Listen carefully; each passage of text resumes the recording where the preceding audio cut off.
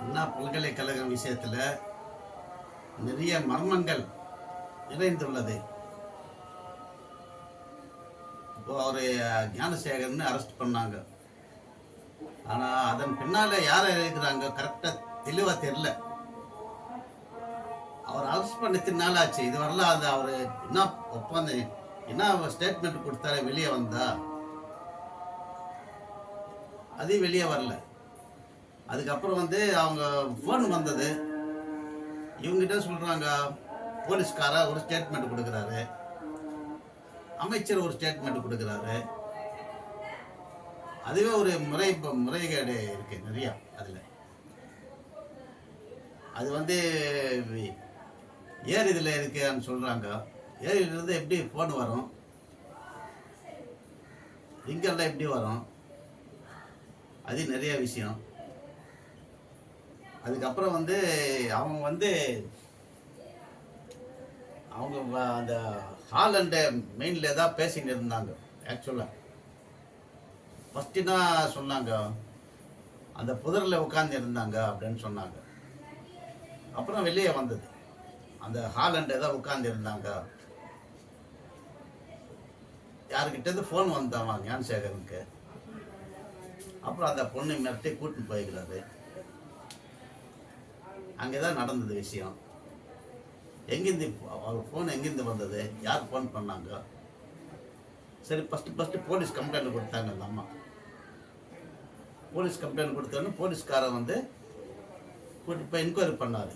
Enquiry பண்ண பிறகு அவருக்கு போலீஸ்காரனுக்கு இந்த போலீஸ் ஸ்டேஷனுக்கு ஒரு ஃபோன் வந்தாங்க. அது எங்கேருந்து வந்தது? உடனே அவர் சரி என்கொயரி முடிஞ்சு போச்சு, கூப்பிட்டப்புவான்னு அவங்க அமைச்சிருக்கிறாங்க. சாதாரணமாக ஒரு அண்ணா யூனிவர்சிட்டியில் படிக்கிற பொண்ணு பலாத்காரம் பண்ணி மெசேஜ் ஃபோன் வந்தது. அக்யூஸ்ட் எப்படி அனுப்பலாம்? அதுக்கப்புறம் அரசியல்வாதிகள் பேசின பிறகு விஷயம் பெருசான பிறகுதான் அவனை அரெஸ்ட் பண்ணாங்க. மாண்புமிகு முதல்வர் அவர்கள் நேற்று சொல்றாரு, அவர் கட்சியில் உறுப்பினர் இல்லைன்றாரு. ஆனால் பல வீடியோகளில் வெளியிட்டு இருக்கிறாங்க, பிட் நோட்டீஸ் எல்லாம் வெளியிட்டு இருக்கிறாங்க. அவர் பொறுப்பில் இருக்கிற மாதிரி. அப்போ அது பிட் நோட்டீஸ் யார் போட்டது? அது என்கொயரி பண்ணணுமா இல்லையா? பிட் நோட்டீஸ் போட்டு மேலே நடவடிக்கை எடுக்கணும். அப்போ நீ தவறான முறையில் பிட் நோட்டீஸில் அந்த பேர் போட்டான்னு ஏதோ பகுதி இப்போ அந்த துணை செயலாளர் ஏதோ போட்டு பிட் நோட்டீஸே வெளியே வந்துடுச்சு. அப்புறம் சாதாரணமாக அவர் அமைச்சர் கூட போகிறாரு, காலையில் வாக்கிங் போகிறாராமா.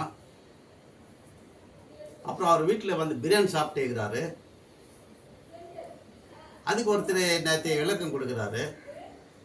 ஏதோ அந்த தெருவில் மக்கள் பார்க்குறப்போ அந்த நேரத்தில் வெளியே சாப்பிட முடியாது, நாங்கள் வீட்டில் சாப்பிட்டு இருக்கிறாரு, அது என்ன தவறுன்றார் ஒரு அமைச்சர். இப்போ எங்கள் வீட்டிலலாம் சாதாரணமாக பிரியாணி சாப்பிடுவார் அமைச்சர். பிரியாணி சாப்பிட்ற அளவுக்கு என்ன நெருக்கம்? அப்புறம் அமைச்சர் அன்னையிலேருந்து இனி வரலாம் ஒரு பேட்டி கூட கொடுக்கல. எந்த அமைச்சர் மேலே பழி சுமத்துறாங்களோ மடியில் கனம் இல்லைன்னா அவர் சொல்ல வேண்டியது தானே, எனக்கு இது சம்மந்தம் இல்லைன்னு ஒரு வார்த்தை. சிஎம் இத்தனை நாள் ஏன் அண்ணா யூனிவர்சிட்டிக்கு போய் பார்வையில்லை? இதுனா வெளிநாடா வெளியூரா? சம்பவம் நடந்த அன்னைக்கு அவர் ஐயா அவர்கள் அந்த வள்ளுவர் இதுக்கு போயிருக்கிறார். ராம்நாத் என்ன கூடாது கன்னியாகுமரி போகிறாங்க. சரி, போயிட்டு பேர் அண்ணா யூனிவர்சிட்டி போய் விசாரிக்கணுமா இல்லையா? நமக்கெல்லாம் தாய் தந்தை எல்லாம் யார்? இப்போ முதல்வர் தான் இப்போ தமிழ்நாட்டு மக்களுக்கு. அவர் இது வரல, வார்த்தை வாய் திறக்கவே இல்லை, யாரும் ஸ்டேட்மெண்ட் கொடுக்கல, ஒன்றுமே இல்லை. அதுக்கு என்ன அர்த்தம்? விஷயம் பெருசான பிறகு அண்ணா டைமுக்கு அவங்க அந்த பேட்ஜ் குத்தின்னு போன பிறகு அது மேட்ரு அதிகமாக ஆகிக்கொண்டு வருகிறது. நேற்று விளக்கம் கொடுக்குறாரு. அந்த விளக்கம் கூட மக்களால் ஏற்றுக்கொள்ள முடியாத அளவுக்கு இருக்கு. அது யார் தான் அதெல்லாம் ஏது கொடுக்குறாங்க என்னன்னு தெரில. ரொம்ப தவறுதலாக இருக்கு. கேட்டால் அன்னைக்கு என்ன பண்ணான்னு கேட்குறாரு. அன்னைக்கு ஒன்றும் பண்ணல தானே உங்களுக்கு தேர்ந்தெடுத்தோம் நாங்கள். அண்ணாடிஎம்கே ஆட்சி சரியில்லை, இந்த மாதிரிலாம் தவறு பண்ணிக்கிறாங்க அதுதான் உங்களுக்கு தேர்ந்தெடுத்தோம். ஆனால் நீங்கள் கரெக்டாக பண்ணணுமா இல்லையா? இப்போ இதே ஜெயலலிதாம்மா ஒரு காலேஜில் வந்து ஸ்டெல்லா என்ன காலேஜ் இது கோட்டையை மாற்றி கட்ட போகிறாங்கன்னு அனௌன்ஸ் கொடுத்தாங்க ஜெயலலிதாம்மா, யூனிமேரி காலேஜ். அப்போ நீங்கள் வந்து அந்த காலேஜில் போய் கூட்டம் கூட்டி பண்ணீங்களா இல்லையா? மக்கள் ஏற்றுக்கினாங்க அப்போ. ஏன்னா அப்போ நீங்கள் ஆப்போசிட்டில் இருந்தீங்க. இன்னைக்கு வந்து விஜயாலயங்க வந்து அவங்க வந்து பிட் நோட்டீஸ் கொடுக்குறப்ப எல்லாரும் அரெஸ்ட் பண்ணீங்க. உங்களுக்கு ஒரு சட்டம், மற்றவங்களுக்கு ஒரு சட்டம். நம்ம இந்திய அரசியலமைப்பு சட்டத்தில் என்ன சொல்கிறாங்க? போராட்டங்கள் ஆர்ப்பாட்டங்களுக்கு அனுமதி கொடுக்கணும், அது மக்களுடைய உரிமைன்னு சொல்கிறாங்க. ஆனால் இந்த விஷயத்தில் வந்து உடனே அறிக்கை வந்தது. நான் ஒன்று பார்த்து அறிக்கை இன்னும் எந்த யூடியூப் சேனல் எதில் வெளியிடக்கூடாது, 5000 ஃபைன். ஆனால் அது யாரும் எடுத்துக்கல, ஆட்டோமேட்டிக் எல்லாம் போட்டாங்க, பெருசாகி போச்சு. இந்த அளவுக்கு இருக்கு. இது வந்து அந்த யார் அந்த சாரு அது மட்டும் தெளிவாக தெரியணும். அது தெளிவாகாது வரலாம், இந்த பிரச்சனை நீடிக்கிட்டே போயிடும். கண்டிப்பாக ஒரு பிரச்சனை தான் ஒரு பிரச்சனை போவோம். இருந்தாலும் வந்து இது வந்து பெரிய விஷயம். இப்போ லீக்கேஜ் ஆச்சுன்னு சொல்கிறாங்க. அவங்க என்ன சொல்கிறாங்க, ஒரு இதில் நான் பார்த்தேன், அந்த மத்திய அரசாங்கம் அந்த அவங்க வந்து என்ன சொல்லிக்கிறாங்க, மேபி அந்த வார்த்தை விட்டுக்கிறாங்க. அதில் மேபியானா இது கூட இருக்கலாம், அந்த நாங்கள் பொறுப்பேன்னா அவங்க ஏற்றுக்கல. நாளைக்கு இதெல்லாம் வந்து கோர்ட்டில் வரும். கோர்ட்டில் மத்திய அரசாங்கம் கூட வந்து பதில் சொல்ல வேண்டியது வரும். அதனால் வந்து முதல்வர் அவர்கள் இது மேல் இன்னும் நடவடிக்கை எடுத்து தீவிரமாக, அன்றைக்கே அவர் ஒரு அறிக்கை வெட்டி வெளியிட்டிருந்தா அவன் கட்சியில் இருக்கிற மாதிரி தெரியுது, உடனே நடவடிக்கை எடுக்கணும், ஆனால் அவனை நீக்க இருக்கணும் கட்சியிலேருந்து. அது நீக்கவே இல்லை. யார் அவனுக்கு உதவி செய்யாதீங்க கட்சிக்காரங்கன்னு சொல்லியிருக்கணும். இதெல்லாம் சொல்லாமல் அப்படியே விட்டதுனால தான் இவ்வளோ பிரச்சனை ஆச்சு. முதல்வர் அவர்களே அன்றைக்கே இறங்கி இருந்த இவ்வளோ பிரச்சனை நடக்காது, ஆட்டோமேட்டிக்காக நடக்கும் கரெக்டாக. இதில் ஏதோ பேக்ரவுண்டு ஃபுல்லாக அரசியல் சம்மந்தப்பட்ட இது இருக்குன்னு எல்லாம் மக்கள் நினைக்கிறாங்க. அது முதல்வர் அவர்கள் தான் கண்டிப்பாக அது வந்து தீர்க்க வைக்கணும் என்று தயவுசெய்து பணிவான வேண்டுகோள் முதல்வருக்கு விடுகின்றேன். நன்றி, வணக்கம். ஜெய்பீம். ஜெய்பீம் தலைவரே, வணக்கம். இன்றைக்கு நம்ம புத்திஸ்ட் ஜேபிஎல் டிவி அரங்கத்திற்கு வருகை தந்திருக்கும் அம்பேத்கர் மக்கள் சக்தி தலைவர் பொன் ராஜேந்திரன் அவர்கள் வருகை தந்துள்ளார்கள். வணக்கம் தலைவர். நேற்று அசம்பிளியில் பார்த்துருப்பீங்க, டிவி எல்லாம் பத்திரிகைகளெல்லாம் பார்த்துருப்பீங்க. நமது மாண்புமிகு தமிழக முதல்வர் அவர்கள் அண்ணா பல்கலைக்கழகம் பற்றி நிறைய விளக்கம் கொடுத்திருக்கிறாரு. அதில் வந்து அவர் வந்து ஞானசேகரன் என்பவர் கட்சி பொறுப்பில் இல்லாதவர் அப்படின்னு சொல்லியிருக்கிறாரு. அப்புறம் அந்த லீக் ஆனதுக்கு எஃப்ஐஆர் லீக் ஆனதுக்கு மத்திய அரசு தான் காரணம், அதே சொல்லியிருக்கிறாரு. நாங்கள் நடவடிக்கை கரெக்டாக எடுத்திருக்கிறோம் அப்படின்றாரு. இதை பற்றி தங்களுடைய கருத்து தெரியப்படுத்தும் கேட்டுக்கொள்கின்றோம். ஜெய்பீம். புத்திஸ்ட் ஜேபிஎல் டிவி வாயிலாக மீண்டும் உங்களை சந்திப்பதிலே மகிழ்ச்சி அடைகிறேன். கொடுக்கப்பட்ட இந்த தலைப்புக்காக அண்ணா பல்கலைக்கழகத்தில் நடந்த நிகழ்வை பற்றி தமிழக முதல்வர் ஸ்டாலின் அவர்கள் ஒரு விளக்கத்தை தந்திருக்கிறார். என்ன விளக்கம்னா, இதன் மீது நாங்கள் நடவடிக்கை எடுத்தோமா இல்லையா அப்படின்ற ஒரு சர்ச்சை வரும்போது நாங்கள் சரியான முறையில் நாங்கள் நடவடிக்கை எடுத்திருக்கிறோம் அப்படின்னு சொல்கிறாரு. அதே போல் வந்து பார்த்தீங்கன்னா ரெண்டாவது இன்னொரு விஷயம் இதில் என்ன இருந்ததுன்னா, குற்றவாளி தண்டிக்கப்பட்டாரா, குற்றவாளி எப்படி அவர் நடத்தப்பட்டாங்க, இந்த அரசினுடைய நடவடிக்கை எப்படிப்பட்டதா இருந்தது அப்படின்னு சொல்லிட்டு சில சர்ச்சைகள் வந்தது. அதுக்கப்புறம் வந்து பார்த்தீங்கன்னா எஃப்ஐஆர் வந்து லீக் ஆச்சு. இதில் வந்து பார்த்தீங்கன்னா ஒரு 3 சம்பவம் நடந்திருக்குது. குற்றவாளி வந்து எப்படி உள்ளே போனான் அண்ணா பல்கலைக்கழகத்தில், அப்போது அங்கே சரியான பாதுகாப்பு அங்கே இருக்கிற மாணவருக்கு இல்லை. ரெண்டாவது, உள்ளே போயிட்டு இது போல் ஒரு பாலியல் வன்கொடுமை செய்து அவருக்கு பெண்களை சப்ளை செய்யும் ஒரு பழக்கம் அவருக்கு இருந்திருக்குது. அதனால தான் அவர் ஃபோன் மூலிமா மற்றவர் போய் தொடர்பு கொண்டார். அப்போ அந்த யார் அந்த சார் என்ற ஒரு ட்ரெண்டு இன்னைக்கு வந்து பார்த்தீங்கன்னா அதிகமாக வெளியாகிருக்குது. யார் அந்த இன்னைக்கு சட்டமன்றத்தில் யார் அந்த சார் அப்படின்ற ட்ரெண்டு உருவாகிருக்குது. அதுக்கப்புறம் இந்த எஃப்ஐஆர் பெண்கள் வந்து பார்த்தீங்கன்னா ஒரு பெண்கள் மீது எஃப்ஐஆர் போடும்போது அது அவ்வளோ சீக்கிரம் வெளியிட மாட்டாங்க. ஏன்னா அது வந்து அந்த பெண்களுக்கு வாழ்வாதாரத்தில், அதாவது அவங்களுடைய வாழ்க்கையில் இதனால பிரச்சனை ஏற்படுறதுக்காக தவிர்ப்பாங்க. ஆனால் அது எல்லாமே வந்து பார்த்தீங்கன்னா இந்த சம்பவத்தில் நடந்திருக்குது. என்ன நடந்திருக்குதுன்னா, பெண்களை உள்ளே போயிட்டு அந்த அளவுக்கு அண்ணா பல்கலைக்கழகத்தில் உள்ளே போகிறது அவ்வளோ பாதுகாப்பு, அந்த பாதுகாப்பு வளையத்தை தாண்டி உள்ளே போய் ஒருத்தன் ஒரு பொண்ணை போயிட்டு பாலியல் வன்கொடுமையில் வந்து அவன் சீன்றானான்னா அப்போ பாதுகாப்புன்றது குறைவுன்றது இருக்குது. அப்போ பாதுகாப்பு குறைவு ஏற்பட்டதுக்கு காரணம் அந்த நிர்வாகம் தான் ஏற்றுக்கணும், அவங்க தான் பொறுப்பு அதுக்கு. அதே போல் அந்த பெண்ணு பாதிக்கப்பட்ட பெண்ணு வந்து இன்னைக்கு நேரடியாக புகார் கொடுத்துறாங்க. நேரடியாக புகார் கொடுத்தா அவனை பிடிச்சி இது வரைக்கும் வந்து பார்த்தீங்கன்னா காவல்துறை என்ன வகையில் தண்டிச்சிருக்கிறாங்க அப்படின்னு ஒரு ஸ்டேட்மெண்ட்டு அவங்க தந்திருக்கணும். அவர் என்ன சொல்கிறாங்கன்னா, யாராக இருந்தாலும் நடவடிக்கை எடுப்பேன் அப்படின்னு சொல்லிட்டு முதலமைச்சர் சொல்கிறார்.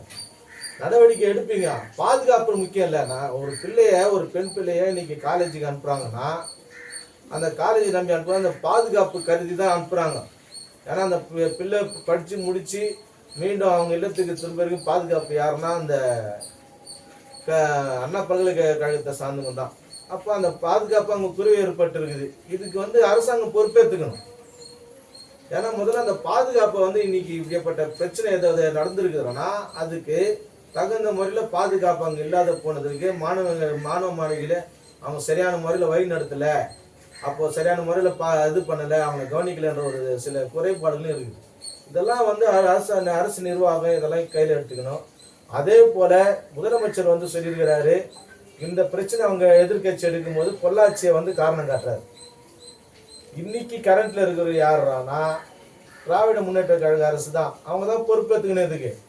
அப்போ பொறுப்பேற்றுக்கணும், இதுக்கான தீர்வு என்னவோ நாங்கள் செய்கிறோம்னு சொல்லி அவர் பொறுப்பேற்றுக்கணும், செஞ்சுருக்கணும். நாங்கள் இல்லை நாங்கள் பண்ணிட்டோம், குற்றவாளி அரெஸ்ட் பண்ணிட்டோம், தண்டனை வாங்கி கொடுத்துறோம், யாராக இருந்தாலும் நாங்கள் விட மாட்டோம், தண்டிச்சிடும் அப்படின்னு சொல்கிறாரு. சரி, அதெல்லாம் ஒரு பக்கம் இருந்தாலும் இதற்கு தீர்வு தான் என்ன? இது தொடர்பாக நடந்தது இன்னைக்கு மட்டும் இந்த ஒரு சம்பவம் மட்டும் நடக்கலை, பல கல்லூரிகள் இது போல சம்பவம் நடந்து கொண்டு தான் இருக்குது. ஆனால் இதற்கு என்ன தீர்வு அரசாங்கம் எடுத்தது? இதை சொல்லிட்டா போதுமா அப்படின்ற ஒரு இதில் தான் இருக்குது. ஏன்னா சரியான முறையில் ஒரு அந்த பெண் பிள்ளைக்கு பாதுகாப்பு வழங்கணும். அதே போல் தவறு செஞ்ச யாராக இருந்தாலும் தண்டிக்கப்படணும். அதுதான் எங்களுடைய கருத்து. அதே போல் அந்த பாதிக்கப்பட்ட பெண் பிள்ளைக்கு சரியான முறையில் நடவடிக்கை, அந்த யானசேகரன் மீது நடவடிக்கை எடுத்து பாதிக்கப்பட்ட பெண்ணுக்கு நிவாரணம் வழங்கணும். அதே போல் அங்கே இருக்கிற அண்ணா பல்கலைக்கழகத்தில் இருக்கின்ற ஒவ்வொரு மாணவ மாணவிகளுக்கும் பாதுகாப்பு வழங்கணும். அது அரசு பொறுப்பேற்றுக்கணும். ஸ்டாலின் வந்து எதிர்கட்சி மேலே அன்னைக்கு நடந்த பொள்ளாச்சி சம்பவத்தை போட்டு அவர் தப்பிக்கலாம்னு நினைக்கிறதுலாம் இருக்கக்கூடாது. இன்னைக்கு என்ன பிரச்சனையோ அதுக்கு அவர் தான் பொறுப்பு. ஸ்டாலின் அவங்க, ஏன்னா அவர் தான் காவல்துறையை வச்சிருக்காரு, அவர் தான் பொறுப்பு. காவல்துறை இது சரியான நடவடிக்கை எடுத்து நீதிமன்றத்தில் இந்த வழக்கு போயிருக்குது. நீதிமன்றமும் இது சரியான முறையில் தீர்ப்பு தரும் சொல்லி நம்பிக்கிறோம். வாய்ப்புக்கு நன்றி கூறி செய்யும். அம்பேத்கர் மக்கள் கழகம் அமைப்பாளர் முங்கை வி இளையபாபு அவர்கள் வந்திருக்கிறார்கள். வணக்கம் ஜெய்பீம். இப்போது நேற்று பார்த்துருப்பீங்க டிவியில் செய்தி, சிஎம் வந்து அண்ணா பல்கலைக்கழகம் பற்றி விளக்கம் கூறியுள்ளார்கள். அதில் வந்து முக்கியமாக வந்து அவர் ஞானசேகரன் வந்து கட்சி உறுப்பினர் இல்லை, ஆதரவாளர் தான் அப்படின்னு சொல்லியிருக்கிறாரு.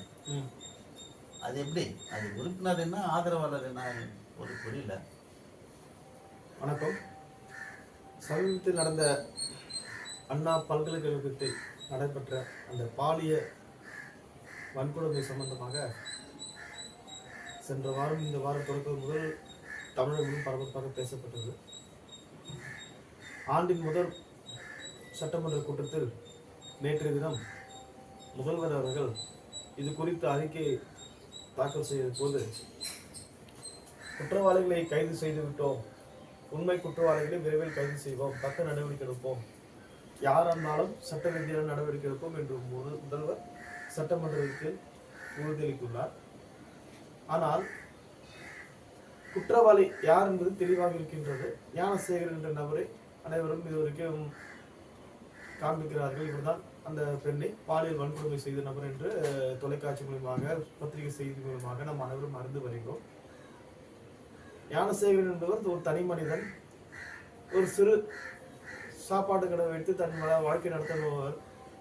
அவருக்கு சில முக்கிய புள்ளிகளின் தொடர்பு இருக்கின்றது. அதன் மூலமாக அந்த பகுதியில் அவர் செல்வாக்காக வலம் வந்து கொண்டிருக்கின்றார். குறிப்பாக வந்த செய்திகள் அடிப்படையில் பார்த்தால் அவர் ஒரு திமுக பொறுப்பாளர், அதாவது நிர்வாகி என்பதுடன் முதலில் அனைத்து தொலைக்காட்சியிலும் பதிவு செய்யப்பட்டது. அதற்கு எதிராக திமுக சார்ந்தவர்கள் அவர்கள் திமுக கட்சியை சார்ந்தவர் அல்ல, திமுகவின் ஆதரவாளர் என்று அனைத்து திமுக முக்கிய பொறுப்பாளர்கள் பதிவு செய்கின்றனர். ஒரு விஷயம் நாம் பார்க்கின்ற போது, ஆதரவாளர் என்பது வேறு, பொறுப்பாளர் என்பது வேறு என்பதை போல் இந்த விஷயத்தில் நாம் பார்க்க வேண்டிய விஷயம் ஒன்று இருக்கிறது. ஆனால் ஆதரவாளர் என்பது மிக செல்வாக்கான ஆதரவாளராக தான் நம்ம அவரை பார்க்க முடியும். ஏன் என்று சொன்னால் அவர் ஆதரவாளர், திமுக ஆதரவாளர் என்பது பொதுமக்களுக்கு நான் திமுக ஆதரவாளர் அப்படின்னு சொல்லலாம், வார்த்தையை பயன்படுத்தலாம். ஆனா முக்கியமான ஆதரவாளர்கள் சில பேர் இருப்பாங்க, கட்சியில பொறுப்பு இல்லாம ஆனா அந்த கட்சி சார்ந்த விஷயம் எல்லா விஷயத்திலும் அவங்க ஈடுபடுவாங்க. அப்படி ஒரு நபராக தான் அந்த ஞானசேகர் இருந்திருக்கின்றார். ஏன் என்று சொல்ல போனால் அவர் தொடர்புகள்லாம் பார்க்க முடியும் போது அமைச்சர் அளவிலும் துணை முதல்வர் அவர்கள் அளவிலும் அவர் தொடர்பு இருந்திருக்கின்றது. சில புகைப்படங்கள்லாம் வருது. சுகாதாரத்துறை அமைச்சர் மா சுப்பிரமணியன் இருக்கின்றார், துணை முதல்வர் இந்திய துணை முதல்வராக இருக்கின்ற உதயநிதி கூட அவர் இருக்கின்றார். அதாவது இந்த போல் நபர்கள் எல்லாம் கட்சியில சாதாரண ஆதரவுல போய் பக்கத்துல நின்று முடியாது, டக்குன்னு போய் என்ன அவங்க கூட நின்று எடுத்துட முடியாது, அவங்க கூட ஒன்னா போய் பேச முடியாது, ஒரே இடத்துல உட்காந்து அமர்ந்து உணவு அருந்த முடியாது. சாதாரண முடியாது. முக்கிய பொறுப்பாளர்கள், முக்கியமான ஆதரவாளர்கள் என்ற பட்சத்தில் தான் அவங்க கிட்ட நெருங்க முடியும். அப்ப அவர் திமுக சார்ந்தவர் என்பது தெளிவாகின்றது. சாதாரண ஆதரவாளர், மிக முக்கியமான ஆதரவாளர். அதாவது ஒரு முக்கிய பொறுப்பாளர்கள்லாம் பார்த்தீங்கன்னு வச்சுங்க, ரகசியமா சில விஷயங்கள் செய்யறதுக்கு ஆள் இருப்பாங்க, வெளிப்பட சில செய்யறதுக்கு ஆள் இருப்பாங்க. ஞானசேகரன் பொறுத்தவரை திமுகவில் உள்ள முக்கிய பிரமுகர்களுக்கு ரகசியமாக சில விஷயங்கள் செய்து கொடுக்கணும் நபர். அதான் உண்மை. ரகசியமாக வெளிப்படையா செய்த சில ஆதரவாளர் இருப்பாங்க, கட்சி வேலை பார்க்கறது சில ஆதரவாளர் இருப்பாங்க, பொறுப்பாளர் இருப்பாங்க. ஆனா சில முக்கிய பிரமுகர்களுக்கு ரகசியமாக சில விஷயங்கள் செய்ய வேண்டும் என்றால் அதுக்கு சில நபர்களை வச்சிருப்பாங்க. அதே போல நபர் தான் ஞானசேகர். அண்ணாமலை பல்கலைக்கழகம் என்பது ஒரு சர்வதேச பல்கலைக்கழகம். இன்னைக்கு எப்படி நம்ம சில பல்கலைக்கழகம் குறிப்பிட்டு சொல்லலாம், ஆக்ஸ்போர்ட் யூனிவர்சிட்டி சொல்லுவாங்க, கேம்பிரிட்ஜ் சொல்லுவாங்க, நம்ம இந்தியா ஜவஹர்லால் நேரு பல்கலைக்கழகம் சொல்லுவாங்க, சென்ட் ஸ்டீஃபன்ஸ் சொல்லுவாங்க. தமிழகத்தை பொறுத்தவரை, குறிப்பாக தென்னிந்தியா பொறுத்தவரை அண்ணா பல்கலைக்கழகம் என்பது மிகப்பெரிய ஒரு நிறுவனம். அது engineering, science and technology engineering மிக பேர் போன ஒரு பல்கலைக்கழகம். அந்த பல்கலைக்கழகத்துல இப்படி ஒரு கேவலமான ஒரு விஷயம் நடந்திருக்குன்னு சொன்னா இது எப்படி அந்த பல்கலைக்கழகம் பொறுப்பேற்றுக்குன்னு சொன்னோமா, இல்ல அரசாங்க பொறுப்பு, எல்லாம் தான் பொறுப்பு. அது முக்கியமான ஒரு பகுதி. அனைவரும் உள்ள சர்வசரமா உள்ள போயிட முடியாது. சில கட்டுப்பாடுகள் இருக்கின்றது. மாணவர்கள் தவிர்த்து சில பகுதிகளுக்கு யாரும் செல்ல முடியாது, பேராசிரியர்கள் தவிர்த்து சில பகுதியில் அங்கு யாரும் செல்ல முடியாது. அப்படி இருக்கின்ற பட்சத்தில் இந்த குறிப்பிட்ட நபர் வெளிநபர் எப்படி உள்ள சென்றார் ஒரு கேள்வி. சிசிடிவி கேமரா ஒர்க் ஆகல.